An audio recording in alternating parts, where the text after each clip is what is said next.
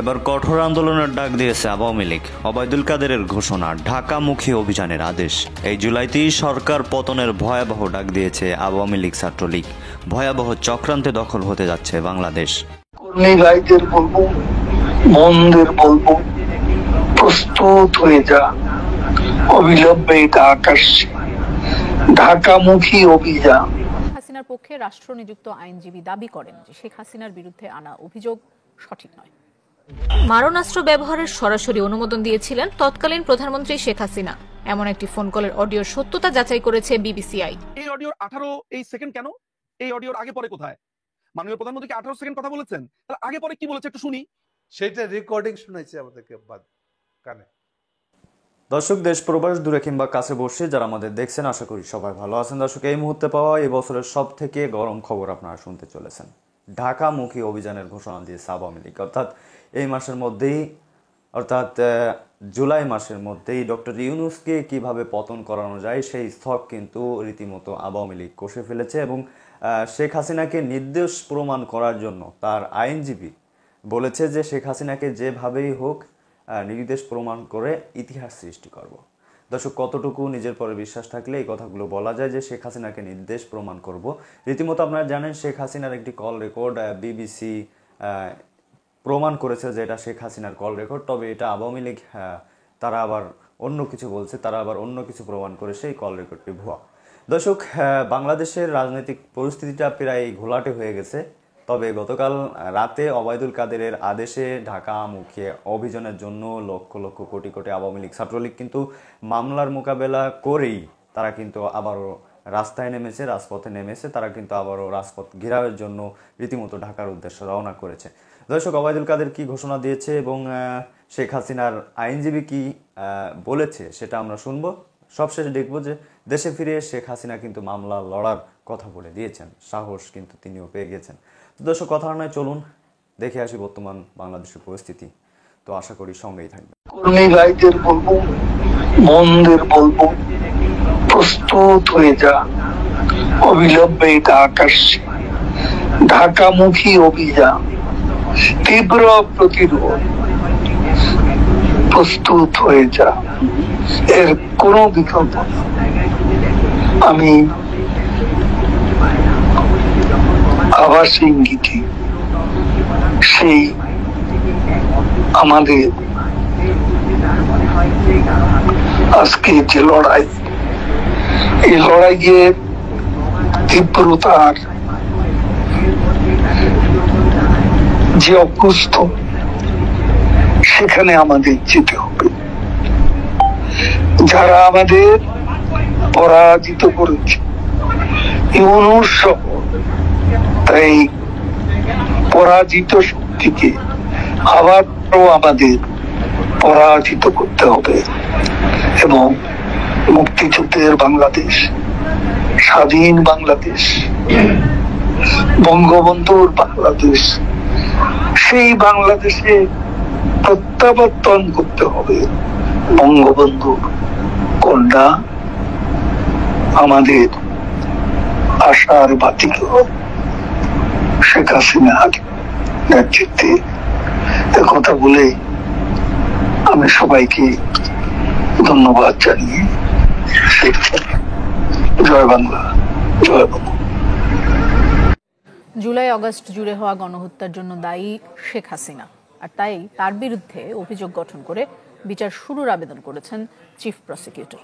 মঙ্গলবার বিচারপতি গোলাম মর্তুজা মজুমদারের নেতৃত্বাধীন 3 সদস্যের আন্তর্জাতিক অপরাধ ট্রাইব্যুনাল 1-এ শেখ হাসিনা ছাড়াও সাবেক স্বরাষ্ট্রমন্ত্রী আসাদুজ্জামান খান কামাল এবং সাবেক আইজিপি মামুনের বিরুদ্ধেও অভিযোগ গঠনের আবেদন করা হয়।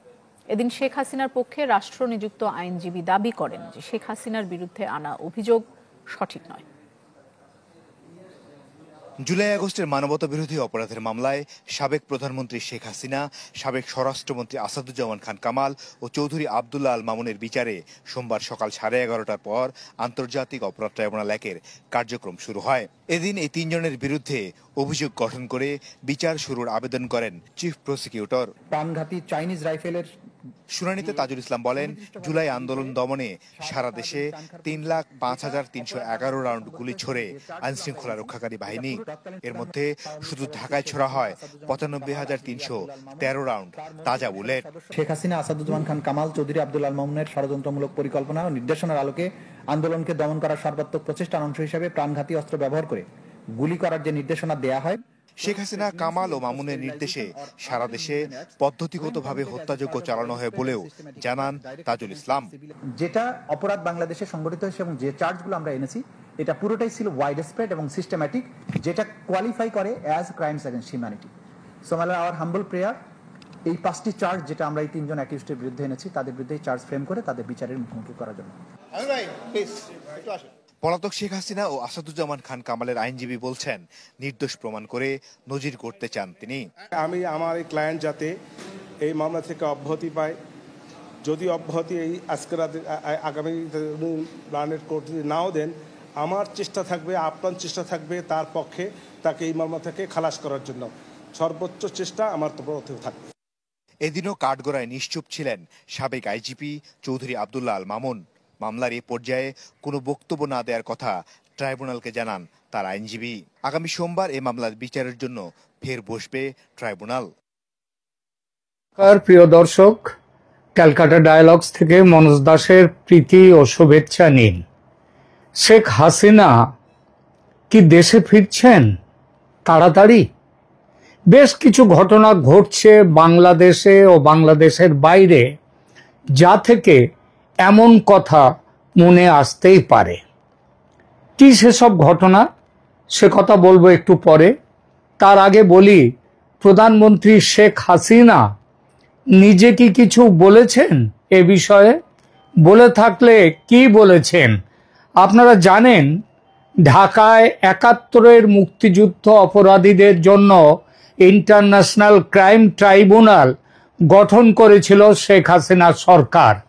সেই ট্রাইব্যুনালের ক্ষমতা বেআইনিভাবে, অবৈধভাবে সংশোধন করে অবৈধ অন্তর্বর্তী সরকারের প্রধান মোহাম্মদ ইউনূস গত জুলাই আগস্টের ঘটনাকে বিচারের পরিসীমায় নিয়ে এসে শেখ হাসিনা ও অন্যান্য আওয়ামী লীগ নেতৃত্বকে যুদ্ধ অপরাধী হিসেবে বিচার করতে চাইছে। অর্থাৎ ৭১-এর মুক্তিযুদ্ধের বিচারের জন্য যে ট্রাইব্যুনাল হয়েছিল যুদ্ধ অপরাধীদের, সেটাকে গত বছর 2024-এর যা ঘটেছে বাংলাদেশে, সেটাকে যুদ্ধ বলছেন তারা। এবং সেই যুদ্ধের বিরুদ্ধে যারা ছিল, অর্থাৎ শেখ হাসিনা সরকার, তার বিচার করতে চাইছে। শেখ হাসিনার সরকারের যারা নেতা মন্ত্রী এবং শেখ হাসিনাকে স্বয়ং বিচার করতে চাইছে। এই বিচার পর্বে শুরু হয়েছে, এই বিচার পর্ব ইতিমধ্যে শুরু হয়েছে ঢাকায়। বিচার কেমনভাবে চলছে সে বিষয়ে একটি আলাদা প্রতিবেদন আজকেই তৈরি করে রাখবো আপনাদের সামনে, দয়া করে দেখবেন। সেখানে এই ট্রাইব্যুনালকে কিভাবে বেআইনিভাবে ব্যবহার করা হচ্ছে সেটা নিয়ে ব্যাখ্যা করব। ঢাকায় গত সোমবার 7 জুলাই থেকে শুরু হয়েছে ট্রাইব্যুনালের বিচার পর্ব। আর এই বিচার যে শেখ হাসিনাকে প্রবল আক্রমণাত্মক করে তুলেছে সেটা বুঝিয়ে দিলেন তিনি। সোমবার রাতেই এক ভার্চুয়াল ভাষণে তিনি দৃপ্ত কণ্ঠে বললেন, মামলার নোটিশ দিক, দেশে ফিরে মামলা লড়ব, দেখব কত ধানে কত চাল। হাসিনার এই যে অবস্থান, এটা কিন্তু একেবারেই নতুন। এতদিন তিনি ও তার দল আওয়ামী লীগ নেতারা বলছিলেন বিচারের নামে প্রহসন চলছে দেশে, তাই এই বিচার প্রক্রিয়া বয়কট করছেন তারা। আজ কিন্তু সেখান থেকে অবস্থান বদলে নেত্রী বললেন মামলা লড়বেন, তার আগে নোটিশ দিক। আজকের ভাষণে ট্রাইব্যুনালের বৈধতা নিয়ে প্রশ্ন তুলেছেন তিনি বলেছেন, জঙ্গিদের দিয়ে ইউনূস ক্ষমতা দখল করেছে আমরা তো বলি কোথায় আদালত, কোথায় এই বিচারের কোনো বৈধতা আছে নাকি? বেআইনি আদালতে শাস্তি দেয়া হয়েছে। প্রসঙ্গত জানিয়ে রাখি, এই ট্রাইব্যুনাল ইতিমধ্যে আদালত অবমাননার দায়ে শেখ হাসিনাকে দোষী সাব্যস্ত করে 6 মাসের কারাদণ্ড দিয়েছে সেই কথাই বললেন তিনি। প্রধানমন্ত্রী হাসিনা এই প্রসঙ্গে আর যে কথাটি বললেন সেটি খুবই গুরুত্বপূর্ণ। তিনি বলেছেন, মামলার নোটিশ দিক, আমি অবশ্যই আসব, এই সব মামলার মোকাবিলা করব, দেখব কত ধানে কত চাল, জনগণই আমার শক্তি, আমার তো কোনো বিদেশি প্রভু নেই। একেবারে চ্যালেঞ্জ ছুড়ে দেয়া যাকে বলে। প্রথমত মামলার নোটিশ দিক। আচ্ছা, নোটিশ পাঠাতে গেলে যাকে নোটিশ দেওয়া হবে তার বাসস্থানের ঠিকানায় নোটিশ পাঠাতে হয়। হাসিনার যে বাংলাদেশে তার যে বাসস্থান ছিল সেই ঠিকানায় নোটিশ দিতে হবে। একে বলে নোটিশ সার্ভ করা। এই নোটিশ কোন ঠিকানায় দেয়া হবে? গণভবন। সে তো একদা ছিল তার বাসভবন, এখন নেই। ইউনূসের বিপ্লবীরা ধ্বংস করে দিয়েছে গণভবন। প্রধানমন্ত্রী পদত্যাগ করেননি, আইনত এখনো তিনি শপথে আছেন, তবে দেশে নেই, আছেন ভারতে। ভারতের কোথায় তা জানা নেই বাংলাদেশের এই অবৈধ শাসকের। আর ভারতকে দিয়ে নোটিশ সার্ভ করানো যায় না, যাবে না, কারণ ভারত পরিষ্কার বলে দিয়েছে তাদের হাসিনা যতদিন চান, যতদিন না তিনি দেশে ফিরতে পারেন, ভারতেই থাকবেন। তাহলে নোটিশ পাবেন কি করে তিনি? সংবাদপত্রের বিজ্ঞাপন দিয়ে নোটিশ দেয়া যায়, এটা আইনিভাবে সিদ্ধ। সেটাও কি দিয়েছে বাংলাদেশ সরকার? উত্তর কিন্তু স্পষ্ট নয়। নোটিশ পাননি একথা বলেননি শেখ হাসিনা, তিনি বলেছেন মামলার নোটিশ দিক। তাহলে কি নোটিশ ইস্যু না করেই বিচার চালাচ্ছে ট্রাইব্যুনাল? সন্দেহটা কিন্তু উঠে আসে। আর বাংলাদেশে যে পদ্ধতিতে, যে প্রক্রিয়ায় সে দেশে আদালতের কাজকর্ম এখন চলছে, তাতে এই প্রশ্ন উঠেই আসে। এবার আসি দ্বিতীয় প্রশ্নে। নোটিশ দিলে তিনি অবশ্যই দেশে যাবেন, মামলা লড়বেন, এটা তার নতুন সিদ্ধান্ত। হঠাৎ কেন নিজের এই সিদ্ধান্ত? হঠাৎ কেন তিনি নিলেন এই সিদ্ধান্ত? তাহলে কি পর্দার পেছনে হাসিনার দেশে ফেরার কোনো ব্যবস্থা হচ্ছে আন্তর্জাতিকভাবে, কিংবা তার দেশের মধ্যেও কোনো ব্যবস্থা কি চলছে? আর সেই ব্যবস্থার জোরে হাসিনার দেশে ফেরাটা এখন সম্ভব? বাংলাদেশের তার নিরাপত্তা কি এখন নিশ্চিত করা যাবে? গত বেশ কয়েকটি প্রতিবেদনে আমি বলেছি শেখ হাসিনা দেশে ফেরার জন্য অত্যন্ত উদ্গ্রীব। এমনকি এক সময় তিনি বলেছিলেন যে আমি বাঁচি মরি যাই হোক না কেন আমি দেশে ফিরবো, তাই ওরা যা খুশি করুক। কিন্তু নিরাপত্তা নিয়ে সমস্যা থাকায় যেতে পারছেন না, ভারতও তাকে যেতে দিচ্ছে না। এই ব্যাপারটা নিয়ে ভারত আমেরিকার মধ্যে টানাপোড়েন চলছিল।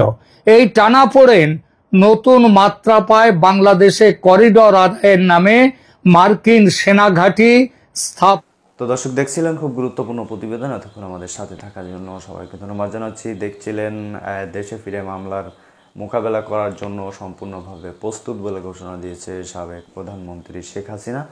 এমনই দেখছিলেন, পাশাপাশি দেখছিলেন যে শেখ হাসিনার আইনজীবী, অর্থাৎ তিনি যাকে নিয়োগ করেছেন রাষ্ট্রীয়ভাবে, তিনি কিন্তু বলেছেন যে শেখ হাসিনাকে নির্দোষ আমি প্রমাণ করে বাংলাদেশে একটা ইতিহাস সৃষ্টি করব। শুরুতেই সেই কল রেকর্ড দেখছিলেন যে ঢাকামুখী অভিযান, অবশ্যই সেটা তো আপনারা শুনেছেন। তো ঢাকায় যাচ্ছেন কে কে কমেন্টে জানাবেন। তো দর্শক, আজকে সংবাদ এই পর্যন্ত। পরবর্তী আপডেট পেতে চ্যানেলটি সাবস্ক্রাইব করে রাখবেন, এবং ভিডিও এই পর্যন্ত শেষ হইল তো কি করার, চ্যানেলটি সাবস্ক্রাইব করে রাখুন, এবং পরবর্তী আপডেট পেতে চ্যানেলটি সাবস্ক্রাইব করে রাখুন। ধন্যবাদ এতক্ষণ সাথে থাকার জন্য।